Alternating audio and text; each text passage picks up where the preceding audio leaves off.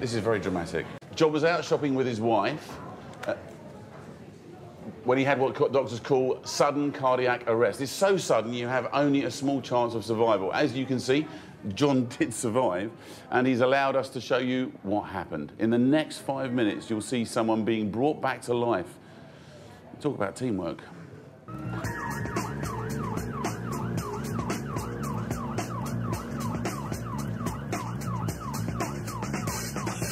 Ambulance crew Elisa Musselwhite and Stacey Smith are heading to an emergency after a 999 call from a busy high street. A man has collapsed by a shock. They're trained to expect and deal with all kinds of traumatic events. It turns out this is one of the most serious. They arrived to find a team of police, an off-duty doctor and a first aider from a local supermarket trying to resuscitate a man who is flat out on the pavement. As we pulled up, there were a number of people performing CPR on the gentleman, so we immediately thought, this looks like a cardiac arrest. John Ellsworth's heart has stopped functioning properly and is failing to pump blood around his body. Police community support officers Daniel Banks and Katie Ridd were two of the first to help John when he collapsed. Once we turned John over, we started looking for signs of life, and he wasn't breathing, and we couldn't find a pulse. We realised he was purple from his head all the way down to his neck. And I was straight on the radio asking for an ambulance urgently. The only way to get the heart working again is by electrical shock. In the meantime, they have to take over the heart's job. Pumping hard on his chest is keeping the blood moving around his body. Obviously, at that point, things are so serious that you realise you have to do this, and if it doesn't happen, there's nothing worse that could go wrong, because the guy's already dead. Fortunately, first aider Jill Grubb already has experience of doing this.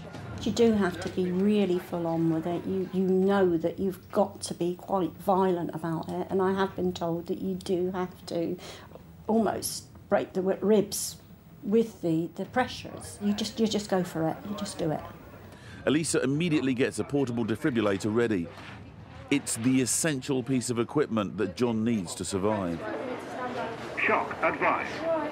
Charging. Stay clear of patient. Deliver shock now. Press the orange button. Shock delivered. Pause. A VF arrest is when the heart quivers and it's sending off loads of mixed signals. It's basically in chaos. When you administer a shock, it basically stuns and stops everything happening for a while, and so then the heart can hopefully get back to its proper rhythm that it should be in. Stacey administers oxygen and makes sure that John's airway is clear. Start CPR. The defibrillator doesn't only give shocks, it also analyses John's heart to let the team know what to do next. It advises more CPR, which means John's heart is still not working. When you're initially there and you're doing the compressions, you think the ambulance will turn up in a minute, they'll sort everything out. When they arrived and started doing the more serious stuff and weren't getting a response, it was definitely very scary. This is an extraordinary team effort. Now Daniel takes his turn at applying CPR. Kate counts out loud to help him deliver the correct amount of compressions.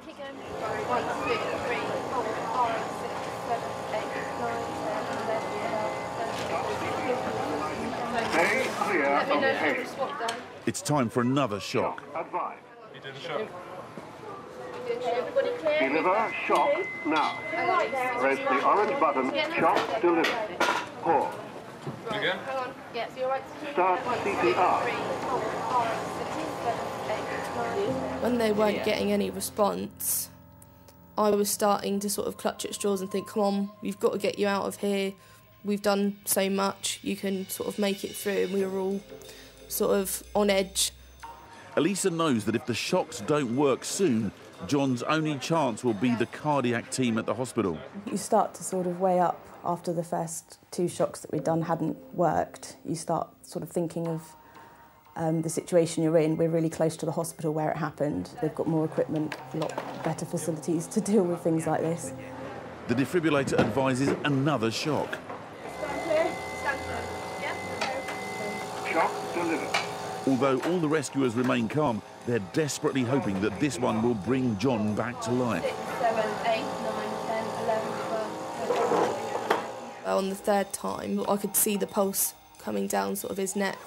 They've done it. John's heart is beating again. it's lovely when it does work, and we could tell he had a pulse in his neck. We could see that beating quite strongly even without feeling it. It was really good.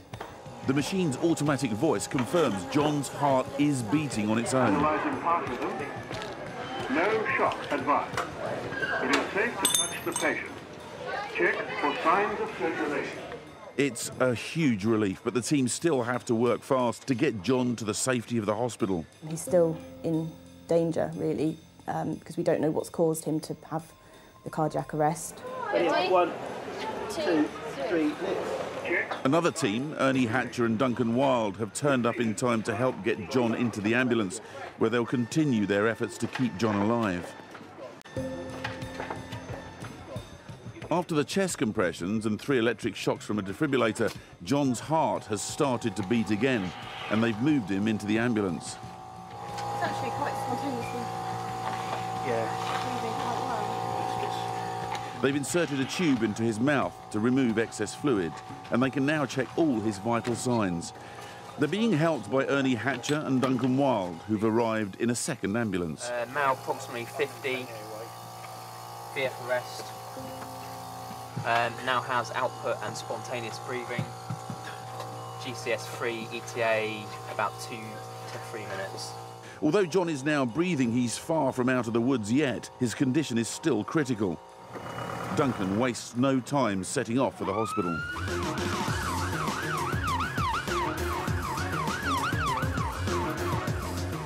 By now, the team have information from John's wife about his medical history. We think he's about 62, suffers from angina. Got another blood pressure that's quite good, 136/92. Ernie and Lisa are trying to get some kind of reaction from John.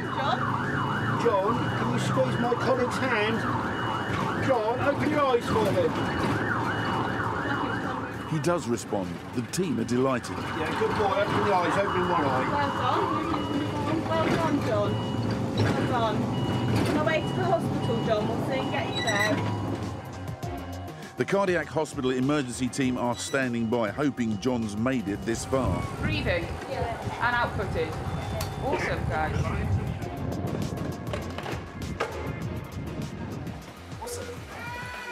The resus team quickly swing into action. Get an ECG first off, that would be amazing, please, thanks. Stacey and Ernie watch on, hoping that John will continue to recover. Any medical problems? Only angina. Okay. Don't know anything else. You could do, that would be brilliant, yeah. Please bring in his wife back. John, can you open your eyes, please? Hello, John. Hello. 62-year-old chap who's shopping in Shirley. He's had a semi-witness collapse. Bystander CPR initially, and then arrival of crew, confirmed arrest. VF, shot 3 times, return of spontaneous circulation and respiration. And came to us spontaneously breathing, saturations of 100% on oxygen, heart rate of 100, BP good, 160 systolic. The next few hours will be critical for John, but he can be sure that the swift action of the ambulance teams and members of the public at the scene have given him the best possible chance of surviving his cardiac arrest. Yeah, what an extraordinary thing to go through, John. And the people that are around you, when you see the police, the first aider from the supermarket, the ambulance people, just so many. Yeah, what a team. We're so lucky to be in the right place at the right time and so close to a decent, really good hospital. How lucky can one man be, you know, it's just fantastic. So what's happened to you since? How are you feeling? Oh, great. We've been on holiday since then. Does it change your way of thinking about it? Absolutely, yeah. We're away another 3 times. Another 3 in the foreseeable future, yeah. Not going to be much inheritance left, is there? None at all. None at all? No, it's all going to go. Okay. And what have you've got something in your chest now? Yeah, a defibrillator, which kicks in, apparently, I don't know very much about it, but it kicks in if something similar was to happen. It would give me an electric shock. So you've got your own personal little paramedic in your chest now?